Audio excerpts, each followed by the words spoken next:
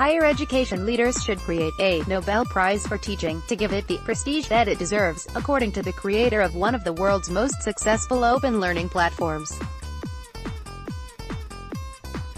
Shigeru Miyagawa, professor of linguistics and senior associate dean for open learning at the Massachusetts Institute of Technology, told Times Higher Education that a high-profile global accolade would demonstrate that teaching, and not just research, should be key to academics' endeavors.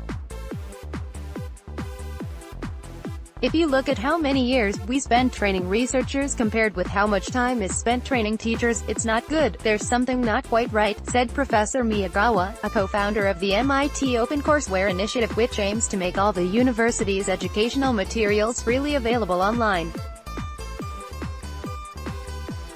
Existing government initiatives such as the UK's Teaching Excellence Framework were nothing but a beauty contests for institutions, he argued, and did little to analyze the success of graduates as a result of teaching efforts. We are abandoning our students, Professor Miyagawa said. So long as we are adequate teachers, we get tenure and we get promoted. A Nobel Prize will put teaching on a prestigious level.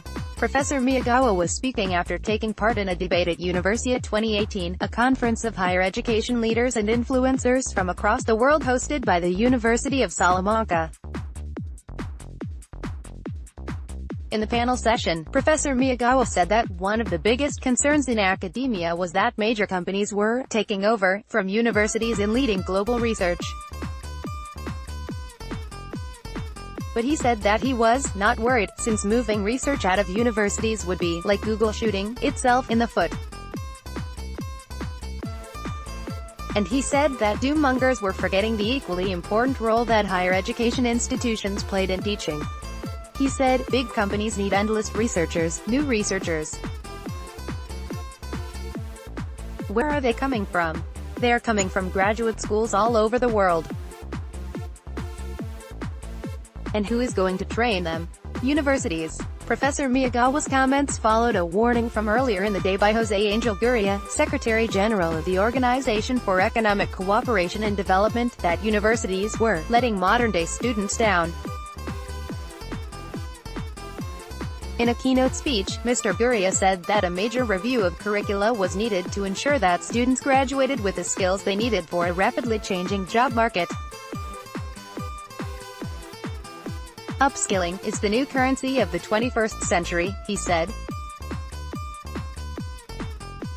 A high percentage of our students graduate and then face an employment market with very few opportunities. The results are frustration and rejection of the institutions we have set up in the past century.